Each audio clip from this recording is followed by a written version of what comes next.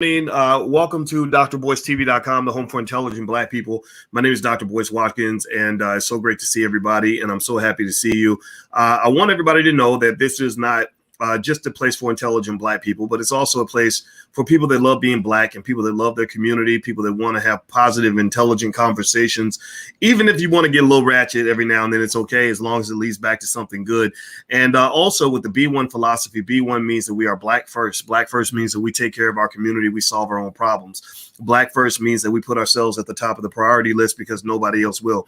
Black first means that we believe our children, B1 children, are going to be leaders in the world when it comes to economics and wealth building and education, everything that matters. B1 also means we understand we must be one in order to be successful. If you agree with that philosophy, put a hashtag B and the number 1 in the chat. Use that hashtag all over the internet, on Twitter, Instagram, anywhere else, if you want to have B1 conversations. We can't talk to everybody because not everybody's B1, not everybody values the Black community. And I want you all to use that hashtag when you're having conversations so you can start connecting with each other. Now, what I want to talk about today is this. Oh, the high cost of groupies. The high cost of groupies. I heard a story this morning that really just really shot up my spidey senses as a finance professor, who understands wealth and money very well, as a Black man who understands the Black community very well. I understand all different aspects of culture. I got, friends from all spectrums of Blackness, everything from gangbangers to college professors, athletes, entertainers, all this stuff. And I've heard every story you can imagine. I've seen a lot of things in over the years.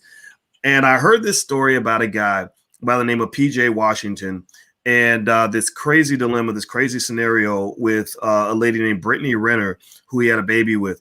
And I'm going to tell you more about that in a second. And but before I move on, I want to make sure that you are aware of the young brother that's joining me today. His name is Jeff Lightsy Jr. Jeff is a sports analyst with the Black Boss Network. How you doing today, man? Pretty good. How about yourself, Dr. Boyce? I'm doing very well, brother. Very well. And Jeff, actually, it was actually two guys, Jeff and Samaki Walker. Samaki Walker, who played for the Los Angeles Lakers, who's a friend of mine, who was also a basketball superhero in the city of Louisville, as far as I'm concerned. Jeff and I are both from the city of Louisville, the home of Breonna Taylor and Muhammad Ali and everything in between. And we saw this story about a guy, this guy, PJ Washington, who happened to play for the University of Kentucky. So this story kind of hit close to home. And so what I'm going to do is I'm going to stop talking and I'm going to actually allow Jeff, who is literally one of the best sports experts that I know, including guys I know on ESPN and Fox Sports, to break down and tell me, why is everybody talking about PJ Washington right now? So PJ Washington, as you talked about, played for UK. Scrubs don't go to Kentucky. Only really good basketball players go to play for John Calipari, Kentucky. So obviously he was really good. He comes out after his sophomore year, goes in the first round of the NBA draft. He was a lottery pick, top 12 pick to Michael Jordan's team, the Charlotte Hornets. He's doing pretty good for himself. But during his time at Kentucky, he gets into a relationship with an Instagram model by the name of Brittany Renner. And so Brittany Renner was like, 26, and PJ Washington was like 18, 17, 18, 19, somewhere around there. And so obviously PJ goes in the first round, gets $1 million contract, plays for the Charlotte Hornets, and then boom, Brittany Renner gets pregnant. So they have their baby, they're in this relationship.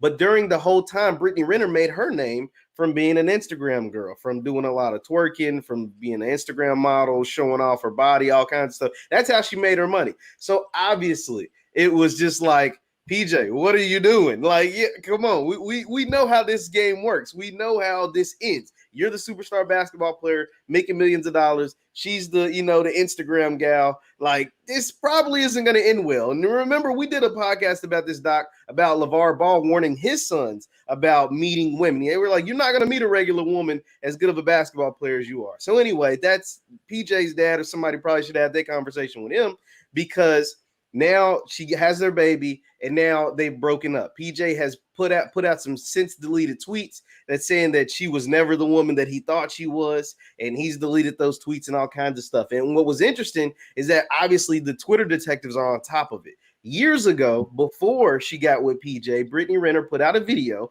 talking about the easiest way for a pretty girl to make some money is to get with a dumb athlete and to have a baby by him. so she put these statements out there in the stratosphere years before she ever met PJ, and she executed the plan. And so she now will get paid more than likely for a very long time because she is the baby mother of a famous rich basketball player. So that is why the internet was set ablaze with PJ Washington and Brittany Renner over the last couple of days. Wow. Okay. So according to what you're saying about PJ Washington, and by the way, I'm talking to Jeff Lightsy Jr. So PJ Washington went on Instagram and was checking out the thirst pics. Looked like she might have some injections up in there. What do you think? Give me a yes or no. Do y'all think that booty's real, or y'all think that booty's made out of some foreign substance, some alien material? Made out of Teflon or AstroTurf or whatever they make fake booties out of now. What do y'all think? Y'all think that's real or fake? So he, the poor kid. How old is PJ Washington right now? He's 22 now. So yeah, he's 22. Okay, so that would make his baby mama what, about 40? She's like 28. Like 28. Oh, okay. Well, that's almost like a 29. She's 29. She's 29. Oh, 29. Okay. Yeah. So she's getting closer to 30, and she's she's planning. It sounds like she's planning her retirement. She says, these fake booties don't last forever. Eventually, they go flat, and I need to find a plan B. And the plan B stood for baby. It sounds like, which was to hook up with an athlete and get pregnant with an athlete and make herself rich. So let me ask you this, Jeff. Has the child support been determined? Because I saw that post about it, but I didn't know if that was actually set yet. No. So, I mean, obviously the breakup was just made, public over the last few days, over the last week or so. So no, that hasn't been made public, but what has been made public are things like, we see all the time that these rappers have to pay all this money, whether it's people, not just rappers, but entertainers, basketball players, whoever, have to pay a ton of money either in divorce settlements or child support, right? We see what happened with Dr. Dre. We've seen what happened to the rapper Future, having to pay tons of money. So it hasn't been determined yet, but when the time comes, trust me, it will be determined if they can't reconcile or whatever. And honestly, we talked about it a little bit before the air, but the NBA players, they make millions during their first contract, but it's really that second contract that can get up into the nine figures, the 50 to 100, 50, 80, $100 million deals. And that is where, those child support statements or whatever are going to go up. And the sad thing and what's dangerous and what PJ has to watch out for is that we talk about he's only 22. Right. So he still, I imagine, still wants to have a wife at some point and have a family. You just can't make this mistake twice or three times. It seems like you can fall victim to being gullible a little bit because everybody knew who Brittany Renner was or what she was about, and you still fell for it. So now it's just key for him to really be like, hey, man, don't make this mistake again because it can be very, very costly. Wow. Everybody, we're talking about PJ Washington and Brittany Renner. PJ Washington's an NBA player who dated a woman named Brittany. And I guess PJ was much younger than her. And it appears allegedly that she might have been pretending. She was much older. It sounds to me like maybe she was pretending to be younger. Like, has that come out, Jeff, that she was pretending to be a 19, 20-year-old? Well, everybody pretty much knew because she was in this public space with Instagram. The thing that has a lot of people on edge is the fact that PJ was 17, 18, 19, and she was 25, 26, 27 years old going to these UK games. She had this she was a bigger than life personality. She was big on Instagram or whatever. And he was a basketball star, but he was still young and naive. And so it's been compared in some spaces on the internet as predatory behavior, right? Just imagine if Doc, you have daughters, if they're 18 years old and this 26-year-old dude, especially your daughters are super talented, right? Within the next year, next year, they're going to be millionaires because of this extraordinary talent, and somebody's willing to pay the millions of dollars to display this talent or whatever. And so you're coming to their games, you're showing up, you're letting everybody know you're there, and you're almost plotting on this person, because you know that, like I said, they're going to be within $5 to $10 million over the next year, and you're 6, 7, 8 years older than them. It almost like, I mean, you let me know. Does that not sound a little bit predatory? Or if the roles were reversed, we wouldn't be kind of saying like, I don't know about that. Well, what do you guys think? Give me a yes or no. Do you think that what she allegedly did was predatory? Or do you think that, I mean, at the very least, it sounds opportunistic, right? It's one of those things where you can't imagine her as a 26-year-old dating an 18-year-old kid, if he was broke. Like, I don't know a lot of 26-year-old women who would date, broke-ass 18-year-olds. So it sounds to me like, him going on his way to the NBA means that she saw something there, right, that made her attracted or want to at least have a child with him. So before I move on, actually, everybody do me a favor, hit the thumbs up button. Please hit the thumbs up button right now. And also, if you want the audio version of this podcast, you can actually go to the drboycebreakdown.com.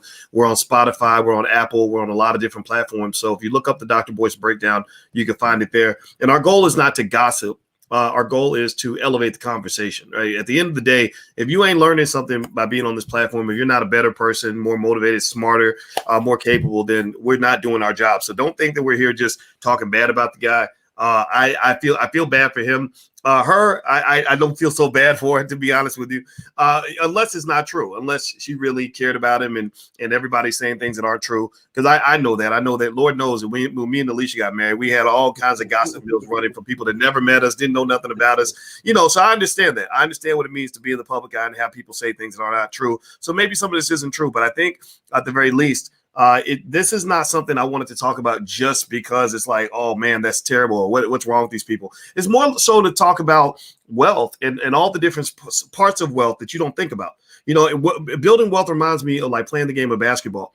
A guy who doesn't know how to play basketball that well, he thinks basketball is just about dribbling and shooting, right? But if you talk to, say, Michael Jordan about what it takes to be a great basketball player, he's going to talk about 1,000 things that you never even thought had anything to do with basketball. He's going to talk about what you do in the weight room, what kind of food you eat, putting LeBron ices up his whole lower body or whatever he does with the cryo chambers and all that stuff, so there's 1,000 other things that happen that affect your ability to play that go deeper than just, what the front office does, right? There's a lot of things that go into your ability to play and to win championships that is not just about dribbling and shooting. And wealth is the same way. People think that building wealth is about, getting money or making investments or saving your money. No. It's a lot of it's related to family. A lot of it is related to how you build your family, because your family is your first business. So basically what Brittany did, let me break something down for y'all right quick. Y'all need to understand this.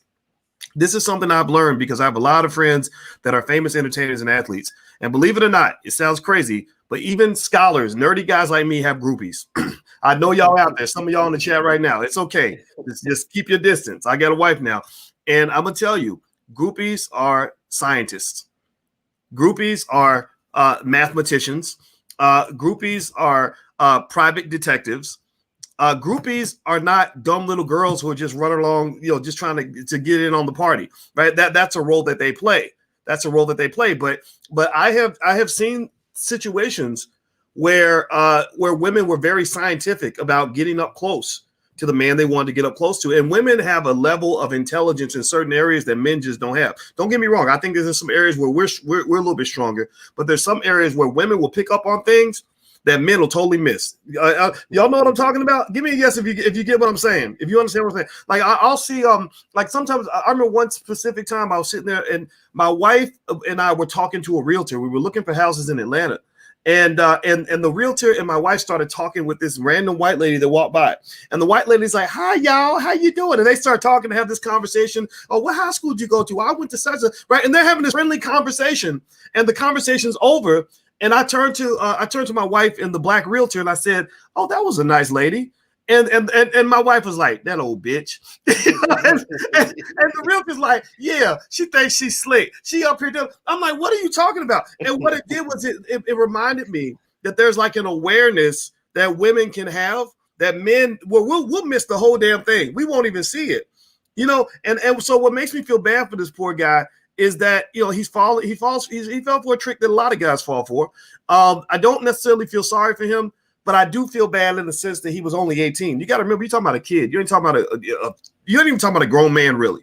Your brain isn't even fully formed until you're 25 years old. So you're really talking about a kid, and I kind of feel bad for him. So Jeff, what else do we not mean? So how good is his brother at basketball? Like, how good is he relative to other NBA players? I mean, PJ is a pretty, like, obviously he's still a young player. He's only in the second year in the league last year, but I mean, he was good enough to go in the lottery. So that means the top 14 picks. He was a 12th overall pick. He's doing all right, but they're on a very young team down there in Charlotte. You got LeVar Ball's son, LaMelo's down there. You got some other really young, talented players, all playing for Michael Jordan, all trying to, make their way, all, basically being a way better team, way better drafted team than Jordan's had ever done. So his career's on the up and up. Right, like so his career it's barely scratching the surface. I think he's going to continue to get better and better.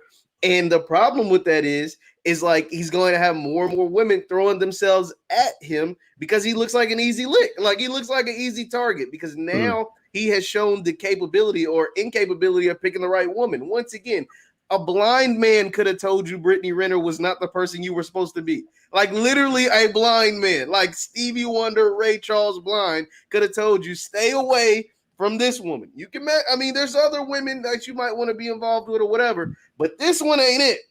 This one, like, there's literally a video out there that she is telling you how to get paid. Women, like if you're pretty, if you got a big butt and a smile, this is how you get paid. Get with a guy like a PJ Washington. Now, obviously, this is before she met him, but it is out there. In the internet detectives found it, so he has to show better awareness of what's going on. Like you're not just a high school phenom anymore. Like you're a millionaire. I feel honestly. You know what I mean? Like hopefully he's able to learn from this situation and is able to make better decisions moving forward. But this one's going to cost him. This was going to cost him a lot. well, let me show you all the post that really got my attention on this. Samaki Walker, who's a great basketball player at Louisville and just a great guy who played for the Lakers. He shared this post that really kind of threw me off a little bit. I didn't get it at first, and then I kind of was like, "What?" And it says PJ Washington has signed his baby mama Brittany Renner to an 18-year deal which pays $200K a month. The sources tell ESPN, and I was like, "What? What? We signing baby mamas now? What did she go? Did she make the All-Star game or like what's going on?" And so I dug into it, and that's when I reached out to Jeff to try to. And my Instagram, by the way, this my Instagram. If you like intelligent conversations, follow me on Instagram. But yeah, so I saw this, right, and so here's what I did, right, in terms of trying to figure out what it really might look like. And so I looked up PJ Washington's salary in the NBA. He makes about $4 million a year. And then I just did a quick Google search, like about what percentage does child support take out of your check? And in the state of Illinois where I live, they take about 50% of your total adjusted gross income that you make together, right? So he makes $4 million a year. She makes maybe whatever an Instagram model makes, right? It's probably it could be a decent amount of money, especially if she, linking up with rich dudes or whatever. But let's make the assumption that her income is much lower than his, right? So if you take that $4 million and chop it in half, you're talking about $2 million a year, and $2 million a year is about $166,000 a month. Now, here's the crazy thing, though. The average NBA player, after they sign that second contract after 3 years, now you're going from $4 million a year to what number you think he might hit, Jeff? Easily 15 to 20. Easily between. So say $20 million. Say $20 million a year, and that's on the low end. That's on the low end. The average NBA player in 2019. Now this is 2019. No, okay. So let me go. Okay, 2019 was 8.3 million, but. To your point, though, you're saying that you think he might make as much as, like, did you say 15? Yeah, easily. Well, because we're talking about a first round pick too. Like the Oh, average salary takes in second round guys that are signed off the G League, whatever. Like PJ's an ascending player, a guy who's gonna get a deal that's gonna be like 4 years, $80 million.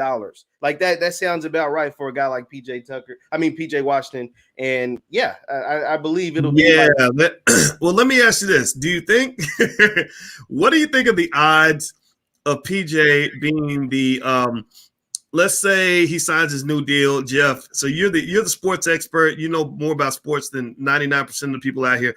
What do you think are his odds of being in the top 80 salaries in the NBA?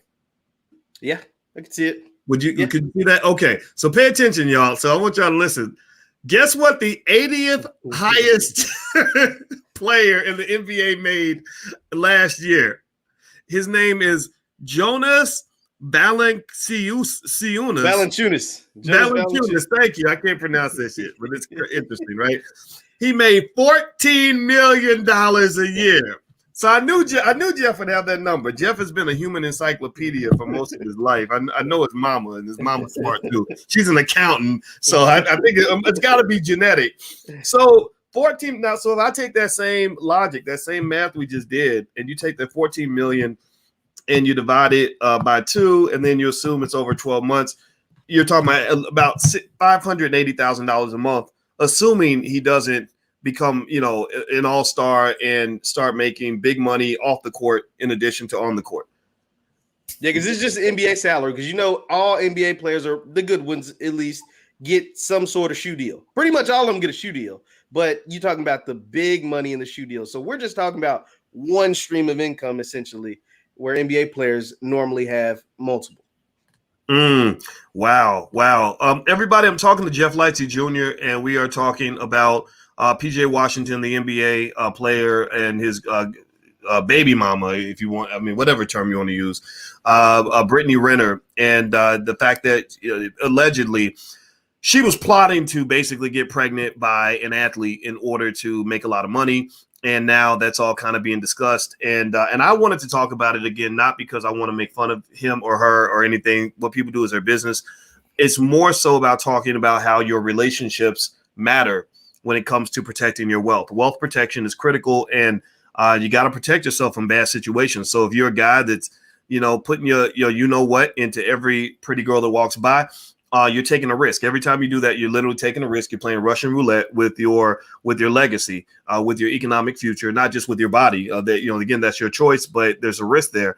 And also, in fact, actually, that's one of the reasons why we actually did a recent film called Till Death Do Us Part, which is about Black family and Black legacy and how that builds into something better. And so we're actually showing the film for free. If you want to watch it, we're going to actually show part 2 tonight at 8 p.m. Tierra KJ Williams is the director. If you want to join us, you can actually watch it for free. You don't have to pay a penny. It's blackmovienight.net. That's blackmovienight.net. So register at blackmovienight.net and join us tonight, because, the thing about it is that, I'm going to tell you, if you ever want to really go broke, give me a yes or no. You want to know how to really go broke?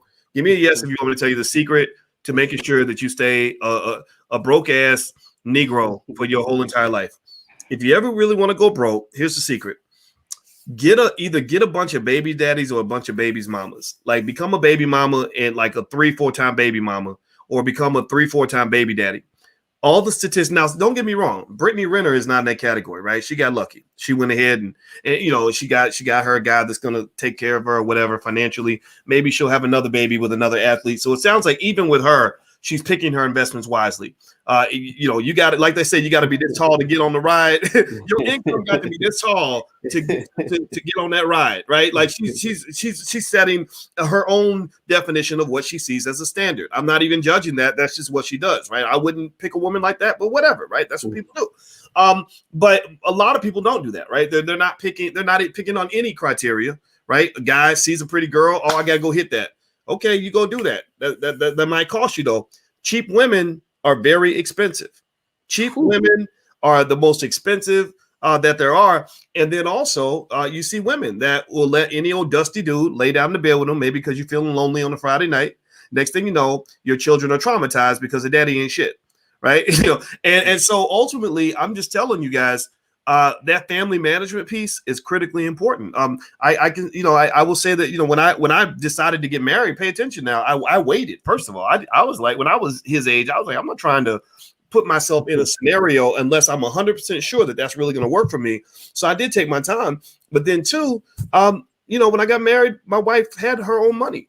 Right. So if you have money, if you are wealthy, and Jeff, I'd like your thoughts on anything that I just said.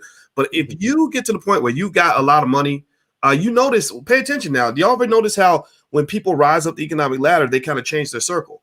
Magic Johnson's talked about that. He said, look, I can't, if you down here, I can't, I'm trying to be here. I can't be here with you. Right. And it sounds snobby or whatever. It sounds like you're being uppity, but you can't. If you have a lot to lose, you can't really be doing too much entangling with people that have nothing to lose.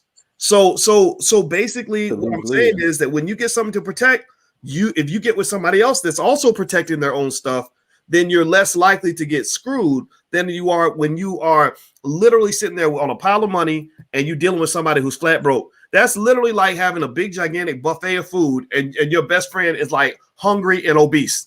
Like a hungry fat person is going to eat every piece of food on that table, even if they promise you that they're not. So, Jeff, what are your thoughts on what I just said? No, absolutely. You brought up two things. One, you said you talked about Magic. I remember Magic who was doing this. He was doing an interview with Maverick Carter, who was the business partner of LeBron James. And what LeBron James is doing. I mean, he's a billionaire, and Magic is worth a couple $100 million. And Magic said, well, now that I'm up here, the deal's got to be up here. I can't talk and I can't associate myself with people that's down here because now I'm lowering myself. I'm lowering my value. I'm lowering who I am. Like, you don't know. If you want to talk, if you want to conversate, if you want to make some noise, we got to do it up here. We got to do it at a higher level. Also, it reminded me of your conversation you had the other day with Dr. Frazier. Dr. Frazier kind of said something similar. He's like, man, you're building a web. Right? His whole concept of that video that you showed on the channel was building a web. And your web, when you build it, you become stronger. And your unit has to be people that are willing to work and people that are willing to build that web. You can't have babies, mamas, and babies, daddies, or whoever that aren't trying to build towards something, right? Like that is just holding you back. That's like starting all over every time you get something good. Whether you're PJ Washington, Dr. Boyce Watkins, Jeff Lightsy Jr., like you're building something and somebody just come and ripping it and you having to start all over again. Now, luckily for PJ, he'll be okay. But the fact is, you don't want to have anything unnecessary dead weight. Dr. Frazier also talked about being around people that are smarter than you. I don't know who's in PJ's circle, but the fact that nobody was smarter than him to let him know, hey, man, this probably isn't the right move, or maybe they did. I don't know. But he has to be around better people that are going to guide him towards the right thing. And the same with anybody that's watching it. When you associate with people who have something that you want to have or smarter than you, or that's going to help elevate you, then you're going to be a better person from it. There's no way around if and or buts around it. Like, you are going to be a better person. Well, I'll tell you what, I agree with you 100%. And I think that when you're talking about, about this situation, what was really, what made me really feel bad for the poor guy is when he saw that video where basically Brittany Renner effectively just says, if you ever want to get ahead financially, you want to go get money, go get an athlete to get you pregnant. Like, and she actually talks about athletes not using protection. And if you even recall, RIP to Kobe Bryant, but I remember I was kind of surprised to hear that he slept with that lady in Colorado without protection. Now, again, I think rape is something you have to prove, but we ain't got to prove that they had sex. They pretty much confessed to that, right? They both, I just think you have to prove when you accuse somebody of something as terrible as rape. So that's why I was a fan of Kobe being left alone. But, to me, I thought about this idea that if you're talking about laying down with women who've literally been with hundreds, maybe thousands of men, and then also remember, as a man, you got a wife at home. You bring whatever you get, you're bringing that home. People don't know, like, that's how they kill roaches. I don't know if y'all know that or not, but like the roach motels, that's what they do. They'll put the poison out and they'll get the head of whoever's the hunter gatherer in the little roach family that goes out and gets the food. He'll go and grab the poison food and he'll bring the poison back to the nest. And that's how they kill the whole family. So for the Black community, you got to understand that sometimes we go out into the world and we grab poison, whether it's spiritual poison or physical poison or whatever kind of poison, and we bring that back to the family. That's why that role of a man being the head of a household is such an important role, because there's a lot of situations where a man making bad choices has destroyed the family. Some people in here, give me a yes in the chat if you know what I'm talking about. Some of y'all are in families that are absolutely obliterated because the head of the household didn't take his job responsibly, right? And so I think that, I mean, don't get me wrong, we can't let Brittany off the hook. I mean, you know, I mean, I'm looking at it like, well, they played a game. They played a stupid game, and she won the stupid game. You know, he's playing the big booty game. He's chasing, you know, the whatever she got going on, you know, physically, and she was chasing what he had going on in his pocket. Right. And I think that overall, it's unfortunate to me. Tell me about this. What do you know about PJ's parents? I mean, does he have a mother and a father, like maybe a dad that could have talked to him about some of this stuff? I don't know much about his family life. From what I understand, I believe both his parents are still together, and I believe that they, you know, he had his family unit is intact. Now, I don't know that for a fact, but just from some of the things that I've seen and kind of read, that yeah, he has a stable family at home, but you know what I mean? Like you said, I mean, he's still young. And I always revert back to that LeVar Ball saying. He was like, man, my sons will never find a good woman. I mean, for whatever reason. He said because the fact that they can't go the traditional route. They can't go find a woman at a library or at a church because they are, you know, the Ball brothers. They're LaMelo, Lonzo, and LiAngelo. And I'm their dad, LeVar. Because they are now public figures. And not only are they public figures, they're 6'6",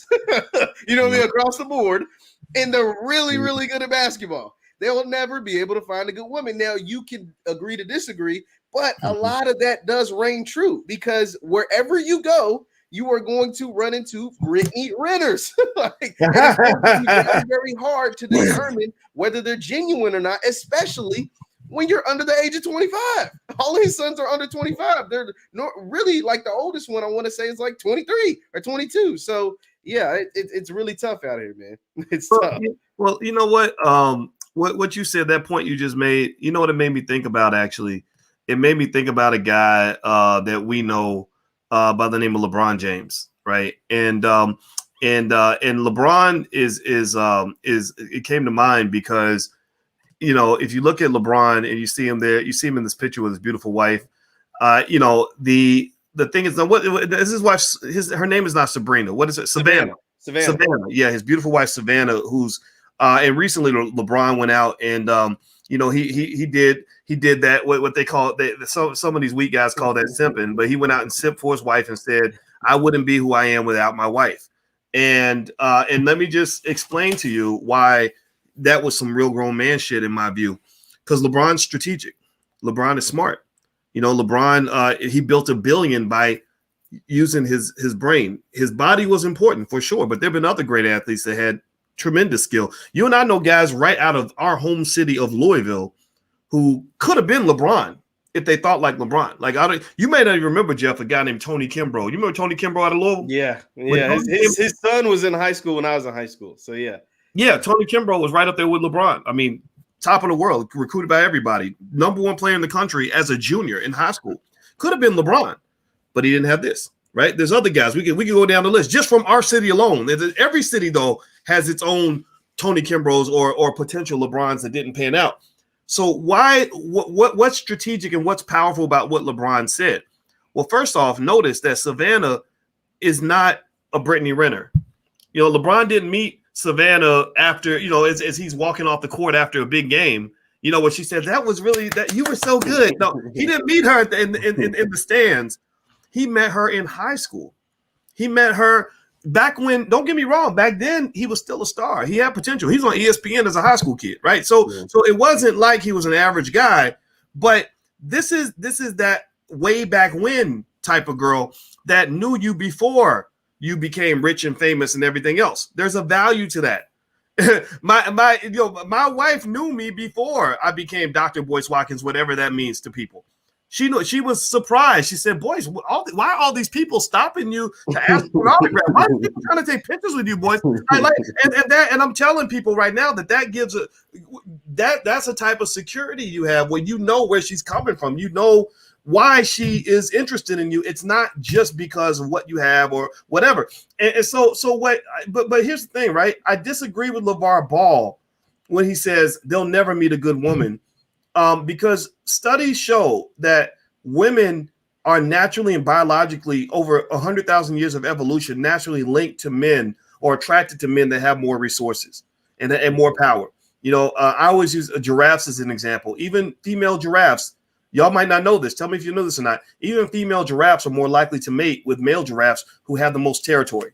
Female does, female doe, a deer, a female deer, female deers, when they look to go mate when it's mating season and they're starting to feel all ready to do the thing, they go search out the buck that is in the center of the pack. So they look for a pack of men. They all roll in groups like gangs, and they look for the buck in the very middle, because the one in the very middle is the one who's holding down that central territory that all the other bucks wish they could have, but that they can't. They're not strong enough to maintain that. So the guy who's holding down the resources is the one that the female is attracted to. That's why the athletes and the wealthy people and the powerful people are considered the most attractive. So this is all natural. This is no different from the way men are attracted to women with pretty hair, nice legs, a nice booty, nice breasts, all the things that men like.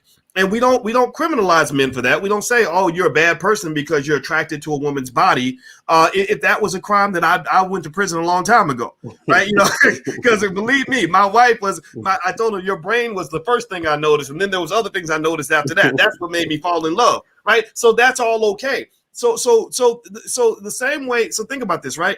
So if I say that a woman is a gold digger just because she respects the fact that I'm financially secure, that's like saying that a man is a sexual predator because he appreciates a woman's body.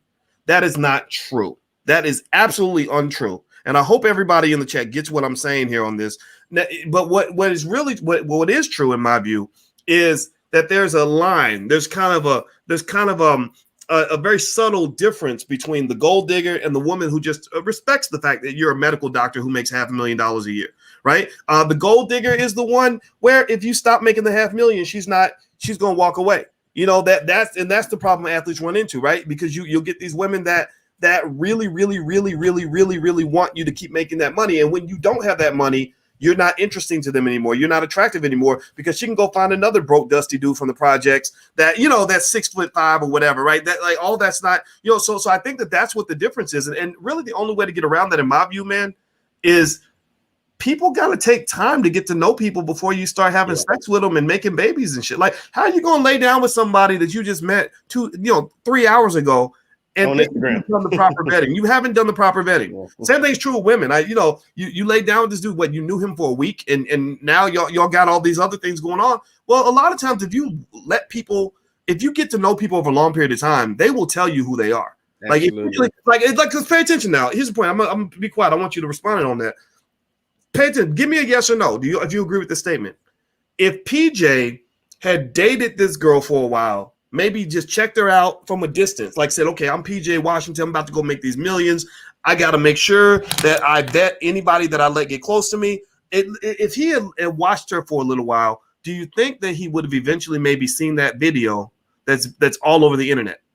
This lady has 4.6 million followers on Instagram, and I'm seeing stuff in the chat where people said that she was Colin Kaepernick's side chick. If PJ had taken his time, do you think that he would have eventually found these things out? Yes or no? So that's the key, everybody. That's the key. It's just like investing. The best investors do their research.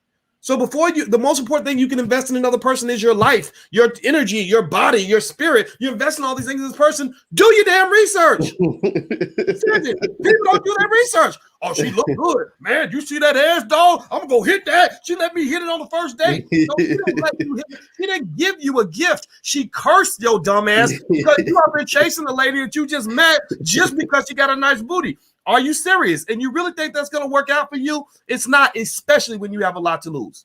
Yeah, no, absolutely. And the thing is, it's like you can't, it's like, everybody knows there's a girl that's easy, right? There's a girl that loves to jump from athlete to athlete, hooper to hooper, football player to football player, or even scholar to scholar, right? But you don't wife that woman, right? Like, you don't, like, that's not a woman that you take home to mom. That's not a woman that you try to start a family with. That's not a woman because as soon as y'all become to a disagreement or whatever, she's going to move on to the next hooper or basketball player or football player or whatever anyway, right? Like, so you're talking about people saying that she was with Colin Kaepernick and now she's with PJ Washington. And then once this is, become a thing and it's gone, it's going to be on somebody else. You know what I mean? Somebody replace her the Lakers. You know what I mean? It's going to go from the Hornets to the Lakers, or somebody to place for the freaking Tampa Bay Buccaneers or something. Like, you can't, like, you just have to be just like how she was strategic or is very strategic on who she's dating or who she's having babies with or whatever she's doing. As a man, you have to be strategic on who you lay down with as well. So, like, that is just the thing with PJ, especially when you're worth millions of dollars. Like, the average man should be very, very strategic and very, very, cautious about who he lays down with for a number of reasons, not just the financial reasons, just the health reason, right? Like, you laying down, putting your thing and everything, and you could walk away with a whole bunch of health problems as well. But also, when you're worth millions of dollars, and this could potentially, if everything goes, if everything is true, this could cost PJ millions of dollars in the long run. It could cost millions of dollars in the long run, and also he could end up having a sort of resentment towards a part of his family, because now he does have a child with this woman, right? Like, so there could be some animosity, and the person who loses in the long run, honestly, is the kid. The kid who had nothing to do with anything could be the person who ends up losing in the long run, because his dad hates his mom getting paid off his dad, and all of their business is out there on the internet, and it never goes away. Once it's out there, it'll never go away. And this kid who's just born can be 25 years old, 25 years from now, and be reading about stories and seeing videos about how his mom could have potentially tricked his dad into having him, which ended up being the baby.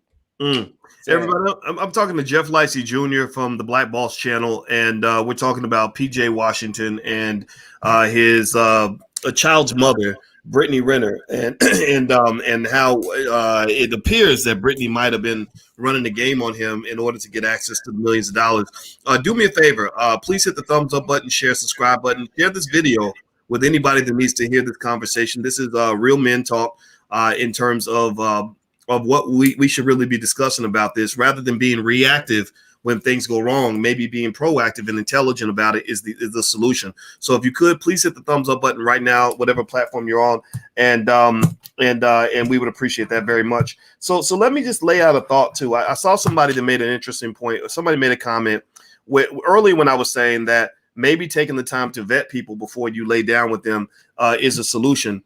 And one guy, and I hear his point. He said that's not realistic. What he said, what I described is not realistic, and I completely get that. Oh, fine. I mean, that's what people feel. I understand that. That maybe it's not. Sex is a very powerful feeling, and lust, and all these other things. And even love is a really strong emotion.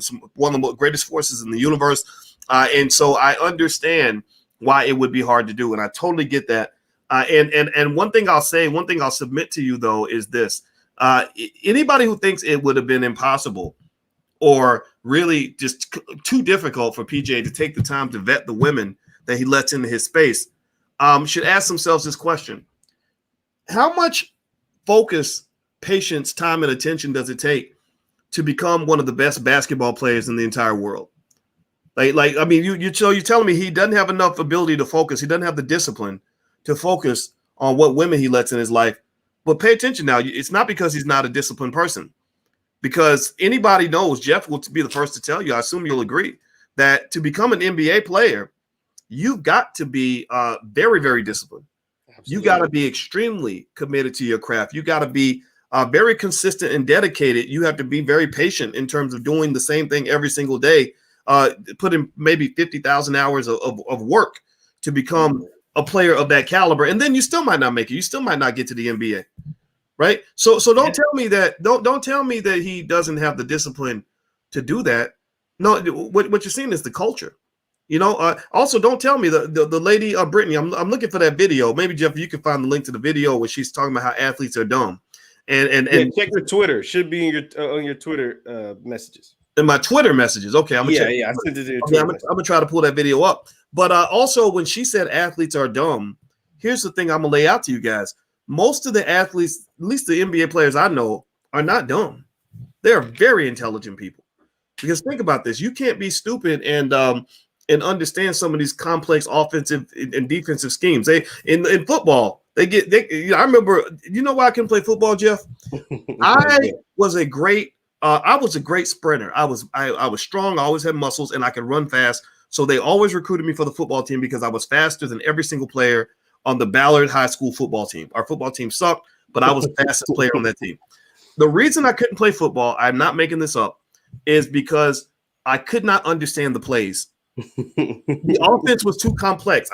They gave me this big old playbook, and it's like, okay, 44 blasts this way, and there's X's and O's everywhere, and I'm looking at it, and my ADHD's kicking in. I'm like, I can't learn all this shit. So literally, I would just not know what to do. So the coach couldn't put me in because I didn't know the plays. Now think about this. I'm a college professor now, right? I'm pretty smart, right?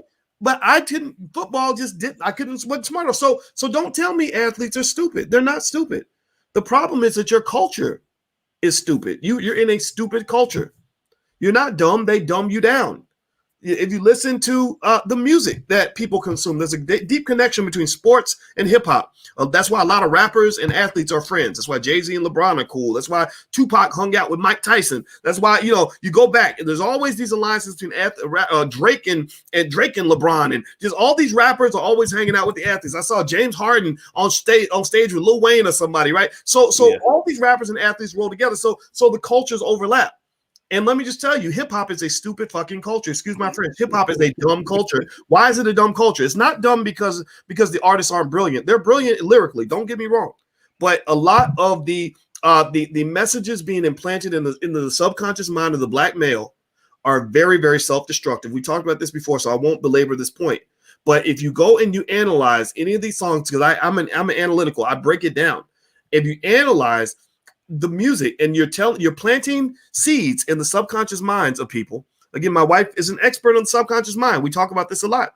You're planting seeds into the subconscious mind of young black men that you should have as much sex with as many nasty women as you can, that you should throw away your money, just trick it off to whoever you can give it to, Jake the jeweler or whatever, right? That's what the rappers like to go to, like to give the money to Jake the jeweler and Gucci and all sorts of stuff. People that don't even like your black butt. You're not supposed to respect women. You're supposed to hate women, right? That's a very anti-family message, right? You don't honor and love the black woman, right? In the 60s, they used to sing songs about like, baby, I love you, and can I walk you home from school and all that. Now it's like, oh, sit down, bitch, blah, blah, blah. Like just all this crazy. You're simping if you do that. You're simping, right, Doc? Yeah, like you're simping, like being nice. You mean being nice to a woman who's gonna be somebody's mama? Like that's simping. I'll treat a woman the way I would want somebody to treat my mama. Even if I don't like her, that don't mean I gotta be mean to her. But people don't get that anymore, right? You keep going down the list, and you literally are seeing a recipe for self-destruction. So this spills over into the culture. When I was at University of Kentucky, where PJ went to school and played basketball, did I ever tell you, Jeff, I used to work in the Wildcat Lodge where the basketball players live? I didn't know that. No, I didn't know that. Yeah. Let me tell you the story, and then I want you to talk because I'm talking too much. But when I worked in the Wildcat Lodge, this was this fancy, like it was like a luxury hotel basically that they created for the basketball players. Like they live different from the rest of us. We didn't. We always still do. It's no different now. Like today, right? Kentucky basketball players are treated like royalty on the campus. So I worked in this building, the Wildcat Lodge, and I was the guy who would sign people in and sign people out. So anybody that came in the building had to sign, I made them sign, and I knew who came in and who came out. I would see the girls come in. There'd be certain players, a lot of them were black, right? And a lot of white girls, a lot of these groupies would come through. And I would see one groupie come in at 9. She leaves at 10:30. Then another groupie comes in about 11:30. She leaves at 1. Right. And I just remember thinking, man, there's a lot of women coming through here.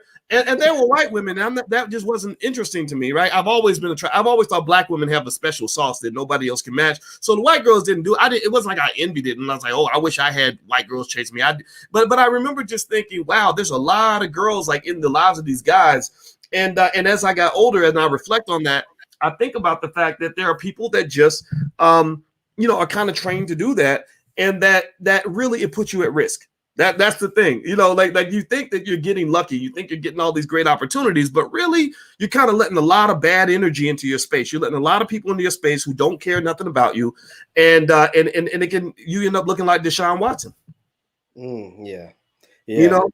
Yeah. So tell me about Deshaun Watson. What's his latest on that? So with Deshaun Watson, his cases still aren't settled, but it makes you think that they're headed towards that direction because he has reported to training camp. And the biggest reason why he probably reported to training camp, because every day he would have missed out on $50,000, right? Like he would have got fined $50,000 every time he would have missed a day. And he needs every penny he can get right now because he has over 20 sexual assault cases that even if he settles them, right, Doc? I'm not a math person. You're a math person.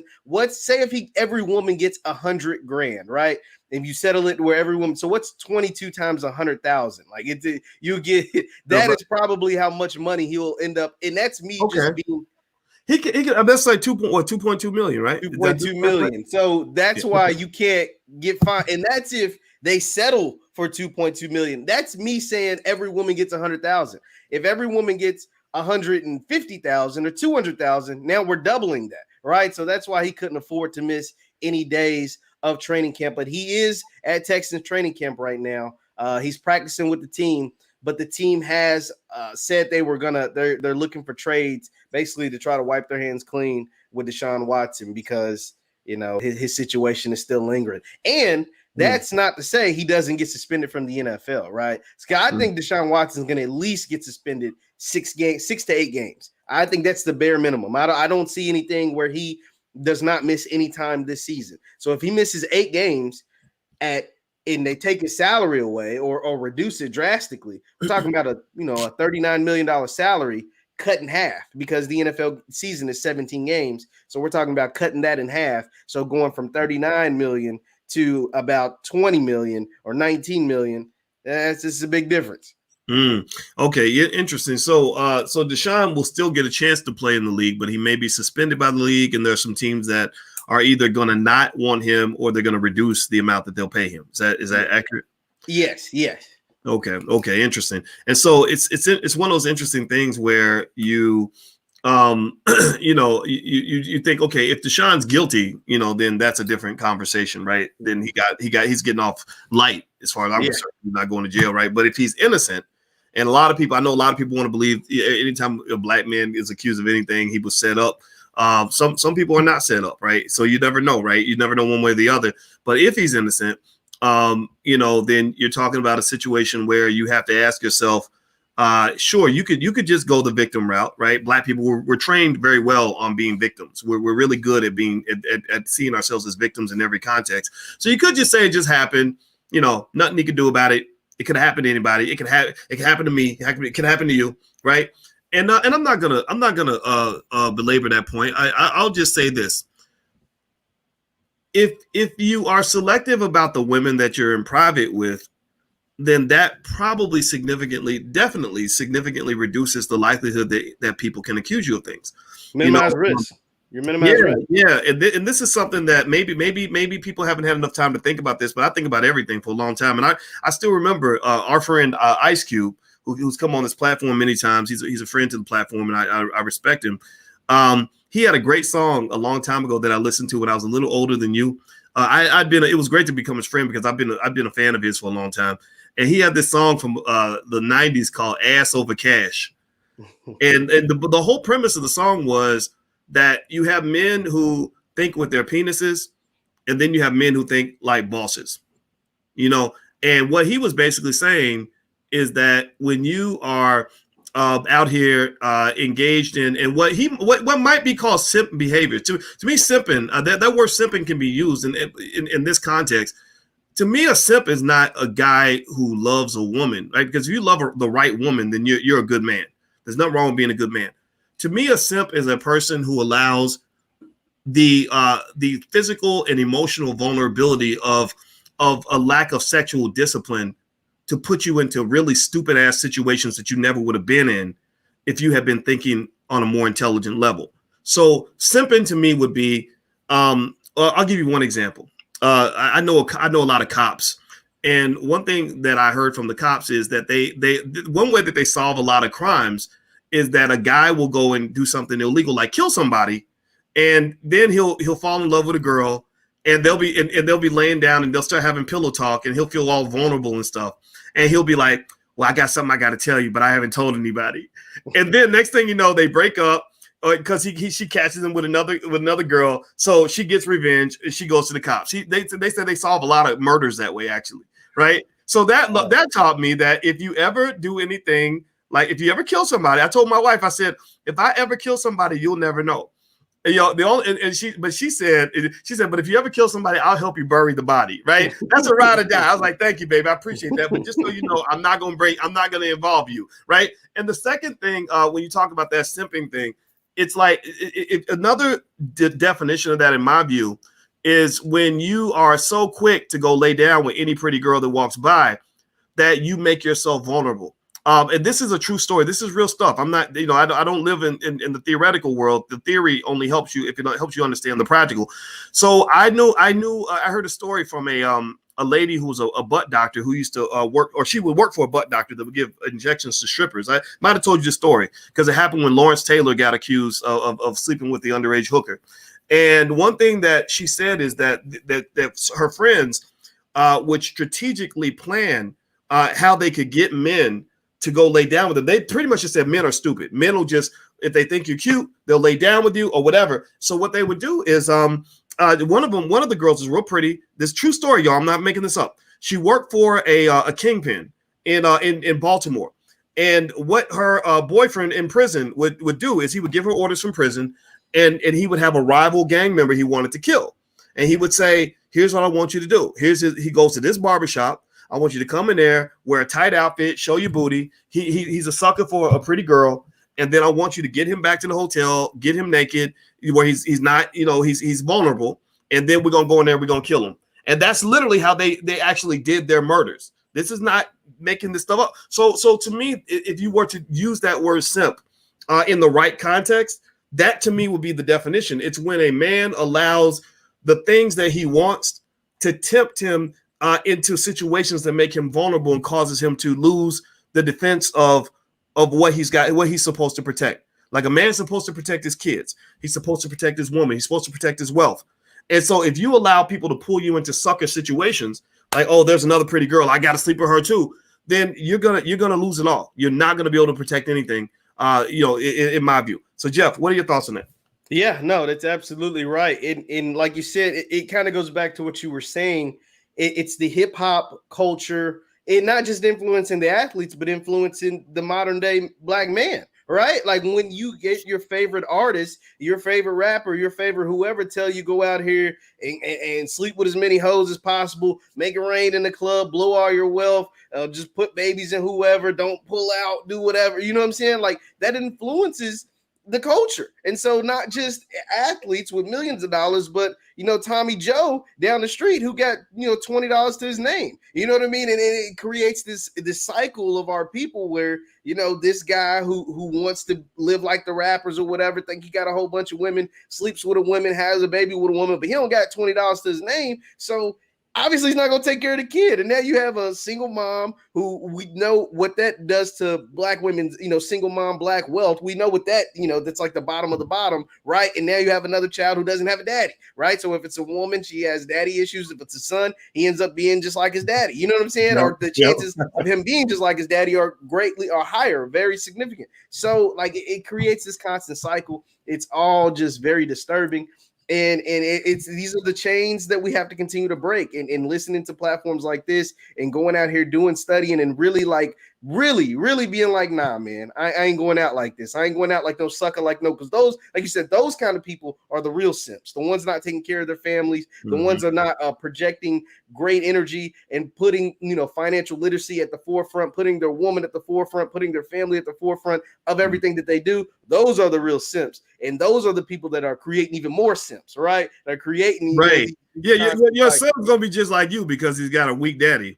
Yeah. So I agree 100%, and so let me read a comment here. I want to say, first of all, everybody hit the thumbs up button. Please hit the thumbs up button. We are still talking about PJ Washington and Brittany Renner. And, but I like the idea of having a broader conversation so we can become more intelligent black people as we go along. And so here's a comment. Let's see. JoJo left a $10 donation. So your comment goes on the screen. Let me read this. It says, PJ is a beta. His work ethic is alpha, but his mental maturity is beta.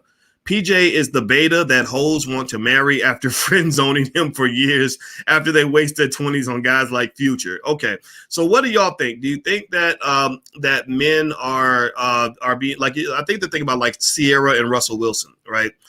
Where people think Russell Wilson's a sucker because he got with Sierra after she dated Future in her 20s, which clearly Future was a mistake. Future is a loser in every sense of the word, in my view. He only seems like a winner because white people pay him lots of money to poison black people. But y'all, because you're white supremacists, we have a lot of white supremacists in the building who don't even know it. You honor him because white people gave him money. That's literally it. If he had no money, you would be like, man, look at that guy. He's a drug addict. He ain't helping nobody. He ain't taking care of his kids. He's not a drug addict, Doc. He promotes taking drugs, but he doesn't actually use drugs. And that's even worse. That's even worse. that's even worse. So you should know what this is doing to people, but you don't care because so maybe a predator then. Maybe that's a better term. And so Russell Wilson and Future. A lot of people have said that Russell Wilson's a sucker for dating Future and loving her and taking care of her kids.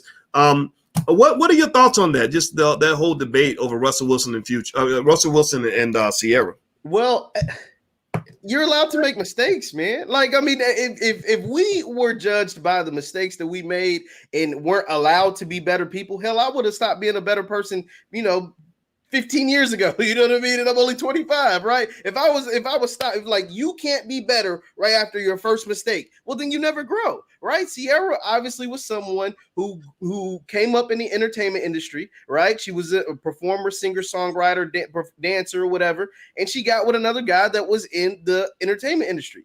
And, bad judgment, early 20s, they have a child. Then after she has her child, she changes her life clearly, and her values in a man changed clearly, because to go from Future to Russell Wilson lets me know the growth in your mentality. I mean, they're nothing alike. Like, they're like, if you could find two polar opposites of people, like they're absolutely nothing alike. And the thing about Sierra and the thing about Russell, they made each other better. Like, Russell was a little corny, right? Like, Russell can be a little corny at times. He tells dad jokes, he does some stuff, but he's a superb athlete, and he's even a better husband and father is what it looks like, at least on paper. He's even better. He's like one of the top paid quarterbacks, a Hall of Fame quarterback, and he's an even better dad and husband. And he treats Future's son, which they ironically named Future, better than his biological dad. If you asked, I mean, I guess you wouldn't put a child on the spot, but just from what I see on social media and what's displayed, it's like Russell and Sierra have two children with each other, right? And then obviously she has the child with Future, and that they ironically named Future. He treats baby Future just as good, if not better, than his own biological children. So if you think that is some sucker stuff, some simp stuff, then I mean, you have mental problems, because the fact that he was able to accept and love that, and okay, me Sierra, if she probably wouldn't call her child a mistake, but maybe being in that relationship probably was a mistake. But the fact that she is able to grow and learn from that, I don't see any problem with that at all. Yeah, well, to me, to say that Russell Wilson is a sucker for loving Future and taking care of her child. That's a lot like telling a woman that you're a sucker for dating a guy who went to prison. And sometimes that is a bad choice if he still has a prison mentality, right? If he's still thinking like an inmate, then yeah, that's a bad choice. But there are a lot of guys, I know a lot of men who have done time in prison who came out as better men than the average man, not even better than most inmates. I'm talking about better than most people. Like some of the guys. Anybody ever know a guy that goes to prison and literally comes out and he's smarter than a college professor? Because last I checked, Malcolm X went to prison, right? Am I wrong? Is that true? I mean, I'm just making sure. Like, there you go, Detroit Red. Detroit Red went to prison. Like, last I checked. Yeah, there you go. Right. So sometimes, women don't go to prison as much as men, but sometimes women can go to relationship prison, or they can go to emotional prison. And sometimes they come out with, after enduring the same type of abuse that you feel when you're in prison. I mean, if anybody's ever been, anybody in here ever know what can think about that feeling of being in like a terrible relationship where it feels like prison and you get out and you can suddenly breathe better because you literally feel like an inmate who's been let out of their cell, and so, I think that is just kind of an interesting way of looking at the world. I mean, clearly people have a right to choose who they want to be with. But one of the things I think that guys want to think about is you can't go choosing the women you date based on what other people are going to think about your relationship. You know, like when a guy says like when I married my wife, I wanted to marry a woman my same age. You know, I could have married a younger woman. There are women everywhere. There's a lot of them. Very nice, very pretty, very smart, all age ranges. That's one of the perks that come with having a little bit of status or whatever. But I wanted a woman that was closer to my age so she would understand me. I wanted a smart woman by my side because I wanted a good teammate who was a tough person who could help me think better and just become a better human being and challenge me to improve the areas where I was very weak. And I remember I had guys that almost got offended by that. Like almost like they were like, you could have done so much better. You could have got you a 30-year-old. Why you gonna marry a woman your age? I'm like, that's what I wanted to do, you asshole. Like, why are you? And I'm not picking my wife based on your criteria. Like, what? She's not an accessory. She's not a new car. You know, but then again, when I pick a car, I don't pick a car because I'm trying to impress you. I've impressed enough people. I don't need to impress you. My ego is intact. You know, like my self-esteem is solid, man. I don't need you to say, "Way to go, bro," for me to feel like I'm making. You don't need to go show off. You don't need to go show off. I don't need to show off. People that need to show off are reflecting the deep-seated insecurity that they need. They need that external validation so they can feel better about themselves. So I think that with Russell Wilson, what I like about Russell and Future, or somebody Russell and Sierra, not Future. I don't like Future. Future's put him to the side. What I like about Russell is that Russell says, I don't need to prove to you that I'm a real man.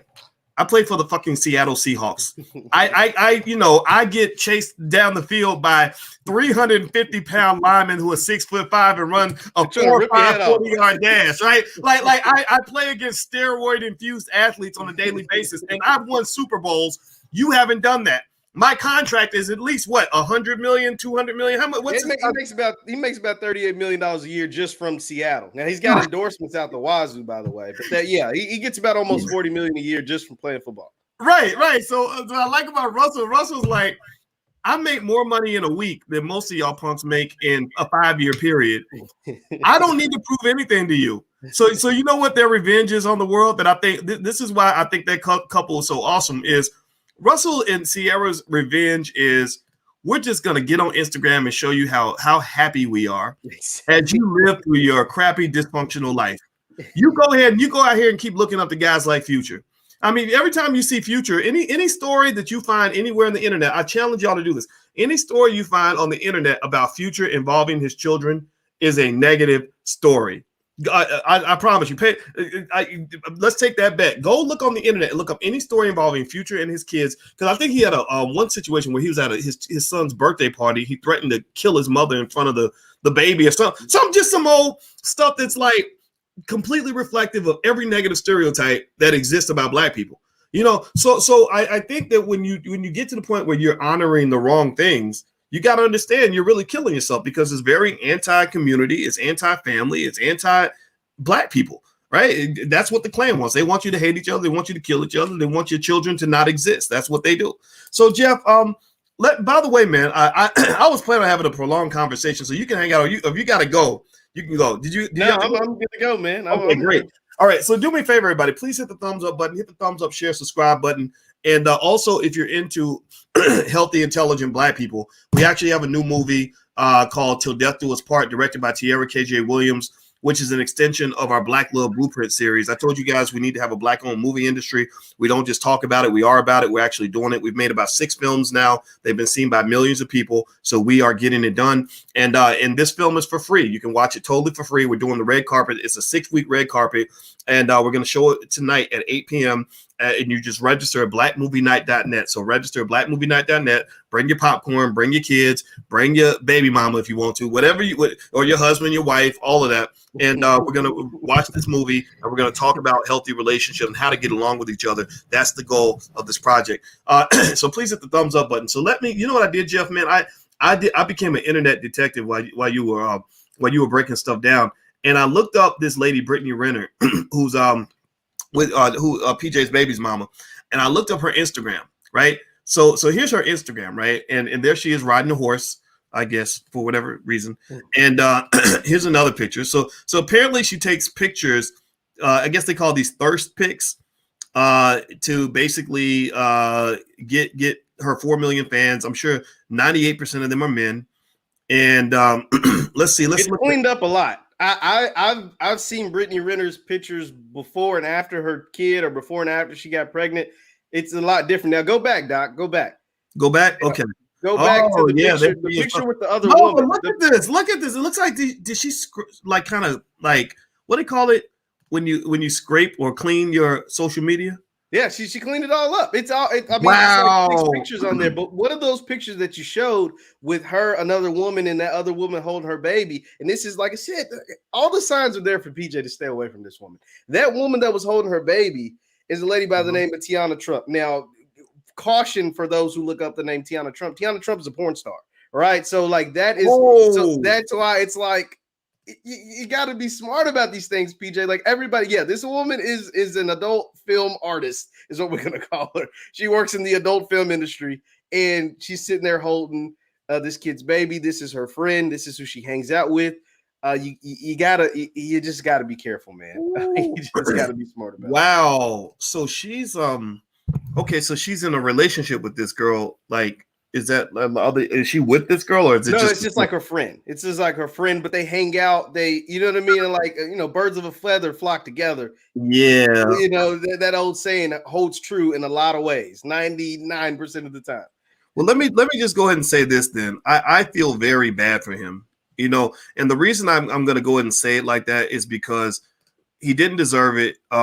He's a kid, And I know the internet's having a ball with it, but a lot of us. Give me a yes or no in the chat if you did things at the age of 18 that you'd be embarrassed to talk about right now. Like everybody, let's do a quick confessional. How many of you, when you look back at age 18, can think of things you did? I'll raise both hands because I stupid stuff.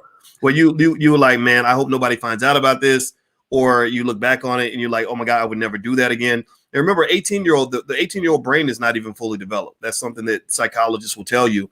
So I really feel bad for him. I mean, man. So now it's like not only did I have a baby with this lady, but it's like she's hanging out with porn stars, and I'm gonna have this child growing up in this environment.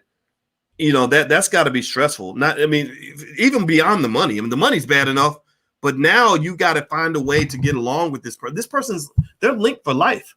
Oh, yeah. Like she's like a big walking STD in his life. Like she's the STD you can't get rid of, right? Mm-hmm. Where literally she's gonna be there in his mix forever because he's gonna have money for the rest of his life. So she's always gonna show up where the money's at. She's gonna show up to get her steak. How do you move forward from that? How do you even build anything that's good? Because remember, you now the goal is to raise a healthy baby. That ain't gonna happen. How do you move on from that, Joe? What are your thoughts? I mean, it's tough. And then you got to imagine, like I talked about this earlier, he's only 22, right? So at some point, you're going to want to like try this again and really try to get a family and start a family, have a child or, children by another woman. But you also have to deal with that, like the baby mama drama is what people call it. So, I mean, it's gonna be tough. It's not impossible. It's not impossible at all. He is definitely still very capable of having a fulfilling life with another woman that actually, love him and maybe not the money so much and love what he is as a person and not just what he does as an occupation. But it is going to be tough. We're not going to act like it's easy. But like you said, like you talked about it earlier, making it to the NBA was tough. Being one of the best people in the world at basketball was tough. And PJ wasn't like LeBron, right? Like he wasn't a phenom, right? He was really good in high school. But at Kentucky, he had to go for 2 years. Now, we know following Kentucky basketball, anybody that follows college basketball, the guys at UK don't stay 2 years most of the time. They do 1 year, the John Walls, the Anthony Davis, the Karl Anthony Towns, the Devin Bookers, all these guys. They do 1 year, and then they go make $1 million, millions of dollars in the NBA. PJ actually had to come back for his sophomore year because he wasn't as good after his freshman year. But his sophomore year, his game went to another level. So that tells you the discipline that he can take, as an athlete. He just has to apply that same discipline to his life.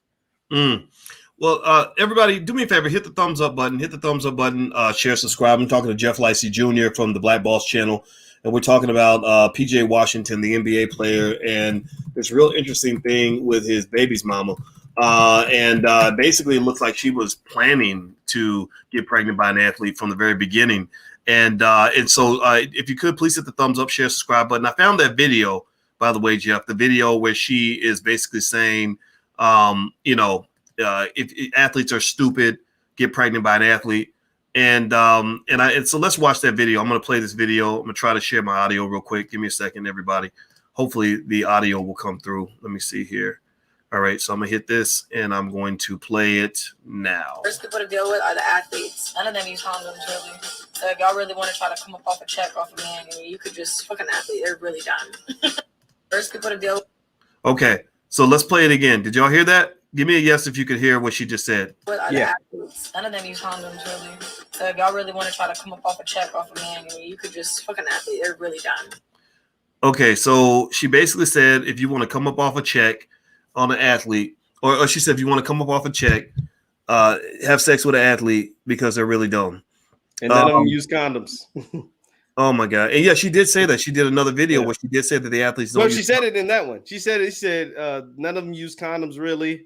If you want to come up off a check, sleep with an athlete. Like that's literally what she said in the video.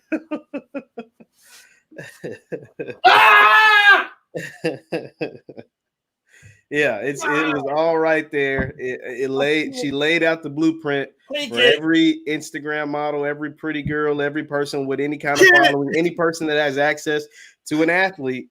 You want to come up off a check, you want to make some money. This is what you can do. Laid it out there and executed the plan. I can't take the ignorance anymore. I'm suffocating. Oh my God. The niggatry is so strong up in here right now. Oh Lord, we need some holy water for all the niggatry in the building. That is, God, man, I'm at a loss for words right now because the video. First of all, I want to thank Brittany Renner because she's changed some lives with that video. She really has. There are some intelligent people who are going to watch this video and are going to say, wait a minute, let me think about this thing real quick. Let me think about this culture that I believe in so much, and let me rethink my life. Let me make better choices. Intelligent Black people, I need intelligent Black people to see what the ignorant people are doing so you can know how to avoid them when you see them so you don't get the zombie bite. Because some of these people are just zombies. And zombies meaning they've been programmed. A zombie doesn't think. A zombie just acts on instinct.